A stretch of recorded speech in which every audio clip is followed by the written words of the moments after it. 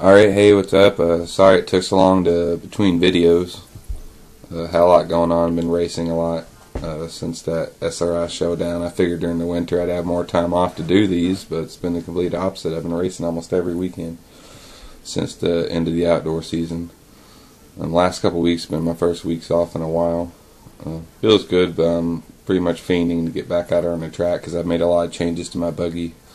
It's been constantly evolving since the outdoor season, and made this video to kind of show you some of the tricks and changes I've made and how I think they've made the buggy feel, and some new things I'm going to be trying this weekend and what I hope they'll do, and be talking about some tricks that people have been trying on the RC8.2 and .2e.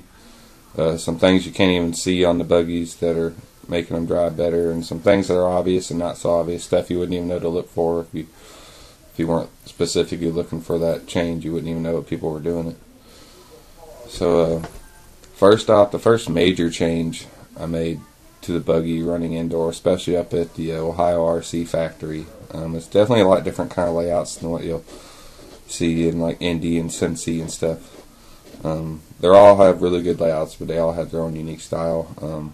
The factory is very challenging. The way you have to be able to connect the sections very well. The track can be kind of tricky. And what I mean by that is, like, a lot of tires work there, but it's really hard to figure out exactly which tire. And I've found one I like a lot, and I've been pretty much running it non-stop at just about every track I go to. It's called the Hot Bodies Megabyte in the pink compound. I'm on my third set of those in like 3 months. So I've been running a lot. I've also got some beams I just mounted up from Hot Bodies. This is a good tire for the Cincy track, and hopefully this weekend at JCP and Indy, I'm switching from their Nitro series to their Electric Point series. Both offered A scale e-buggy, but it gets a little cold venting the place out for Nitro, so I'm going to switch to Electric series. Hopefully I can do well, because I've already given up a drop on both sides. No more race drops left, so I have to do well from here on out. Alright, the first thing I've changed is shock pistons. I was running the Associated's 8 times 1.3 tapered, which was great for outdoor, a lot of action, along with the Kyosho light blue spring. But I found out going to the factory is just too much action. Your buggy's always moving around. You're kind of like, you feel like you're waiting for it to settle too much before you can make the next corner, be settled for the next jump. It's always moving. You know, every time you go over a jump, just moving around. It's too fast reacting. You know, the place is really smooth. You don't need, there's no small bumps and stuff. You don't need all that high action suspension. So what I've gone to the stock 6 by 1.3 that I drilled out with a 1.32 drill bit, all the holes, just to make sure they were 1.3. I don't think that 2/100ths of a millimeter is really gonna make that big a difference. I mean, one of the pros might be able to tell, but I'm not, and chances are if you're watching it, you're not. But it's really slowed down the suspension. The buggy is completely dialed everywhere for the slick indoor tracks. I mean, really smooth. The steering is there, like every type of corner. Only problem is you can overdrive it very easily. So you really have to hit your marks. You have a ton of steering, so it's really easy to find that inside pipe. Something I'm trying for this weekend is I've drilled an extra hole. I don't know if you'll be able to see it. You can almost see like all 6 holes up there. I've drilled a lower one on the inside, and that's supposed to work in conjunction with, I've also got the Avid offset bushings, hinge pin bushings. There's still 1 dot I'm using in the rear, but that hole is just a little bit lower. And anytime you lower something on your camber links or your suspension, you're raising your roll center, and it's supposed to create more more weight to the top of the tire, kind of. It allows the buggy to roll over, and when the weight does change throughout the corner, you can feel it. And that's the only problem I've been having with this. The buggy always feels dialed, but when it comes time for the main, I have a ton of steering, and the rear end's just a little twitchy, just enough to where I really can't push it. I can't drive harder or faster because that rear end's going to step out. It's great for qualifying and stuff, but just come main time when you really got to run somebody down or hold a fast pace, it's really hard to do. So that's what those changes are supposed to do. I run the blue factory team rear hubs. I'm gone all the way in on the Camberlink holes, but I'm also running the Punisher titanium turnbuckles. So I'm able to do that. I had to cut these ends down so that I could shorten that link as much as it needed to be to still get like 2 degrees of camber, because before you would be almost plus 2 degrees instead of negative 2 degrees. So I really had to bring it in like 4 or 5 degrees to get to where I would normally run it, which I only had to take like an 1/8 inch off each end to be able to do that. And it looks like I haven't tried it yet. That's one of the things I'll be working on for this weekend, along with those avid inserts and those lower holes. I have not run since I put those in. I've also got carbon fiber front and rear shock towers.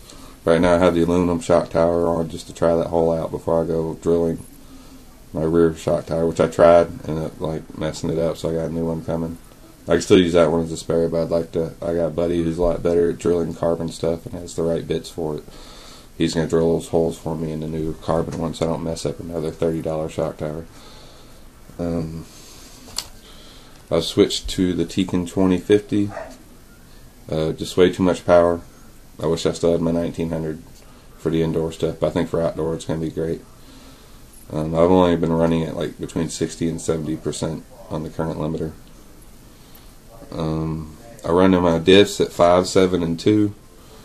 I did have it 7.75 going into that indoor season for all the tight pack clay. I thought it would calm the car down a little bit, but I think it did too much.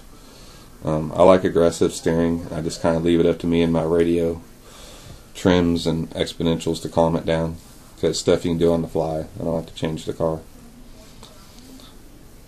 So that's it on diffs. I'm still running the same shock angles, other than I put the silver springs on instead of the Kyosho. That's something also I haven't tried. I think they'll do pretty good. A lot of the nitro guys are doing it. I don't usually follow what the nitro guys do, except for that piston thing I got off the nitro guys, and this spring thing I got off the nitro guys, and that seemed to really work. The idea behind it seems to really work. So I really want the car to be flat all the way around the track, not always moving and suspension binding and jumping around everywhere. It makes it a different car to drive, but it's fast for indoor. Another thing is, I had the Vortex wing. Great wing, but it tore up way too fast. I even boiled it. It's just not very durable. I still crash and practice like a lot. I don't know what it is with me in practice. I can never get around the track and practice, but come qualifying or a race, I'm usually alright. I've got the old style adjustable wing mount from the original RC8 on there. I had been running the regular 0.2 mount, but now I got that mount. It puts the wing higher in the air, and I'm going to try it just in one hole up on the angle. Just see what it does. Just get the rear end more planted. I had put a new chassis on it before the showdown. That was a dream to drive. It's the best handling buggy. Ever since I put a new chassis on, it's been the best handling buggy I've ever driven. When I did drill those rear holes, I had to cut the gearbox a little bit, so if your camber link ends will still fit there. It's not a big deal. It just kind of cuts into a little bit where that nut for holding the shock tower, or that screw that holds the nut that holds the screw that holds the lower shock tower on goes through. It's not really a big deal, as long as you leave enough in there so it can still grip when you're trying to take that screw out. When you do switch to the carbon front shock tower, you can't use the bushings that have the little part that you can grab on it. you have to actually take the shock tower off, which is still only 2 screws. Just take it off and you can change those inserts. Right now I'm running 3 up on the tower and 2 up on the upper plate as far as the inserts. The rear, I have the C plate, I'm running 3 down. D plate, I'm running 1 dot with the Avid insert offset. On the front, I always forget what I'm running in the front. I think it's I feel embarrassed, I gotta look. I'm running 2 down on the front, and on the B plate I have the low B plate, so there's no adjustment there. I've gone to all steel axles and couplers for all my CVs. The aluminum's cool, just wears out. I got some on order. I may run for the I may put all aluminum stuff back on just for the CRCRC Winter Midwest race. I'm going to run the Nitro week since they're running e-buggy there. I really don't want to sit through all the electric classes that I don't really have that big an interest in. I like watching the Nitro guys, and I got a few buddies that run Nitro, and I pit for them. And nothing against electric guys, it's cool. Support the hobby, awesome. It's just I don't run those classes, so I run a core truck once, did alright. It was just a shop loaner, got 4th. They're real fun, just I don't run it, I don't watch it. There's not a lot I can learn from it. It's just, it's like watching NASCAR and then turning channel Formula 1. It's just not a whole lot mixes there, E-buggy, core truck, 2 completely different things. I don't care what anyone tells you. I thought I had a lot more changes to talk about. Oh yeah, setup theory. I'm going to talk a little bit about what I do when I get to a track, what changes I'll make. Like right now, the buggy as is, I'm going to run it like that. I'm really hoping this is going to be a fast setup and I'm not going to have to change anything all night. And I don't care if in practice, in the first qualifier, it feels really tight. I know the rest of the night it's going to get slick, and that's when my buggy is going to perform. And I'm really hoping that the rear end's like too stuck in practice. It'll be awesome during the main. If it is too stuck in practice, all I got to do is move a camber link or raise the rear hub, because right now I have it on the upper hole. I'll raise it up to the lower hole if I'm too stuck. That'll loosen the rear end right up. And it's a quick change. It'll take me 5 minutes to do it before heat, just last minute decision or something. So I can just go and change it real quick. 40 and 35 on shock weights. That's pretty much where I've been running everywhere, even off the road, even outdoor and indoor, everything. At one point it went up to like 50 in the front and 40 in the rear. For some indoor tracks I've been running during outdoor season, it just got hot and muggy and the people didn't know how to build jumps.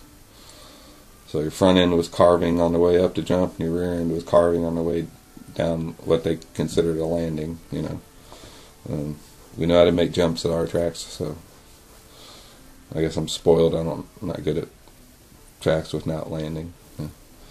It's just me being picky. Running a 15 tooth with that 2050. I could probably go the smallest gear you could fit on there, and it would still be too much power. So I don't see the need to drop teeth. The thing just got to be able to harness the power.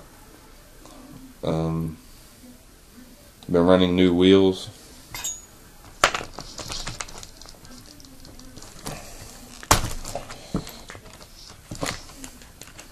I switched to the AKA Sure Grip wheel nuts. I was using some covered nuts, but figured less rotational mass.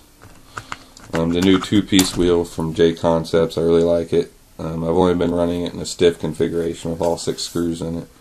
Indoor, high grip, you want a stiff wheel. For outdoor, or if I see a bumpy indoor track, I may take 4 of the 8 screws out.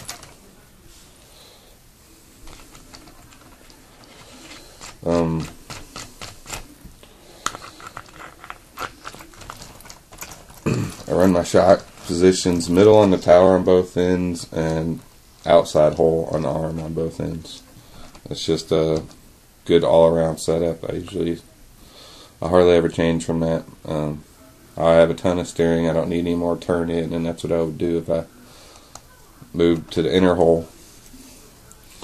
So when I get to a track, if it's pushing and I think my front end's too heavy, I'll watch it in the corners. The best thing to do in practice is actually watch your car. Don't try to set the lap record every lap. Run it, 60, 75%, effort around the track, and watch it. See what it's doing. If it's pushing, is it pushing getting in the corner, coming off the corner? If I'm pushing getting in the corners and I'm running 40 weight, I'm going to take it down to like 35 because I'm not transferring enough weight to get into the corner properly. If I'm pushing coming off the corner, it could be too light and I may need to go heavier or thinner or a heavier spring so that the weight transfers back up. Because if you run your front end too soft, all the weight transfers, your suspension's compressed, and if you have all that much weight on the front of your car and it's not turning, that means it's too much weight. The answer is not to add more weight by going softer. Same thing with the rear. Only problem is if running these indoor tracks and stuff, I will hardly ever go below 35 on the rear. Sometimes 32.5 if there's small jumps, but a lot of these tracks are having big jumps. I'll run the softest oil in the rear I can get away with without the rear end slapping every time. If I can have the rear end not slapping and it's gripping, I'm happy. I usually don't change the rear shocks much at all. Unless it's just horrible, unless it's like, it hurts me every time it lands. If it's slapping so hard, then I'll go up like 10 weight. But usually doing that, you'll make the rear end a little stiffer. So you may have to change the holes or camber link or something to make up for the difference in weight transfer. Remember, anytime you lower the camber or anything attached to the arms, the links, anytime you lower them, you're raising the roll center, and that creates more weight transfer. More weight transfer is more grip in most cases. Sometimes it'd be too much, it'd be too wheeling. On new parts, I've gotten all ceramic bearings. So I have the Lunsford titanium. I have some titanium hardware that I forgot I had. I ended up putting it in several non-important parts on the buggy. Like I've been running the fan. The screws holding in the fan are titanium. Screws that hold in the pins for your shocks, titanium. I'm going to be getting new shock caps because mine are all ate up.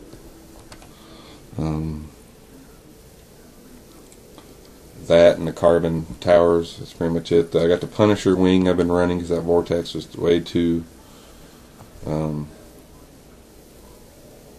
fragile. I crash. When I crash, I usually crash pretty hard. Other than that, there's not a whole lot new. But I'll definitely put an update up when I figure out how this stuff is going to work on my buggy this weekend at JCP. And then make the changes accordingly for the Winter Midwest, which I'm very excited about. Also, I have the aluminum shock standoff bushings too. It's not the plastic bushings, but it's the actual aluminum standoff part that the screw goes into. I've been really trying to get the weight that's up high down as much as possible, and stuff on the suspension lighter. Like I'm going to be going to these pins, eventually doing titanium. Working on some PayPal money to do that. I work at a hobby shop, but sometimes you just use what money you got, right?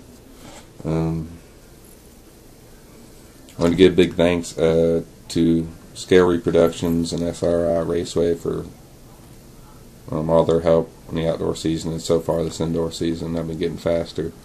They're making it affordable. I work there, but they still help me out a lot if I'm in a pinch. I got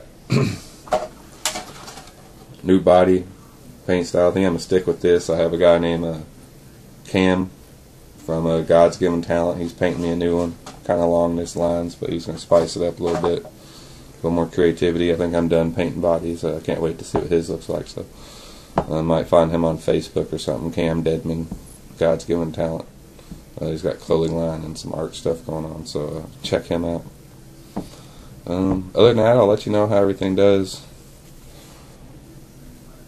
Almost forgot, I'm also running the inclined new front end. I love it. My buggy's never been more consistent. I'll show you it. It's kind of pricey, but I think it's worth it. You don't have all those different bushings wearing out and stuff. Now I have heard problems about the pin that goes in the top and bottom of these breaking. But other than that, this is a pretty rock solid front end. I mean, you don't have the slop that you had from the old style little red and blue bushings and those ones in the top that you had to line up perfectly. All that's gone. Everything that slides in and is set in there with the set screw. Oh, also, one thing that is pretty new to associated buggies and that not a lot of people know about. There's a different gear you can run in the front. It's an overdrive gear. It allows the front to spin faster than the rear, and it allows you to drive out of the corners a little better. You kind of have to teach yourself how to drive with one of those, because it's not. I kind of got away from sliding around and taught myself to roll through the corners. Now I've had to gone back to telling myself to get on the throttle halfway through the corners, and it just pulls the buggy right around. It's great for when you remember. It's great for getting away from people in the corners. The corner speed's just very high and coming out of corners. You can dive under people with confidence, and this thing's going to pull it right out of the corner, no matter whether you're high or low or anything. Only thing is, with that much steering, you do have to get the rear end dialed in, and that's what I'm going to be working on this weekend. Alright, see y'all next time.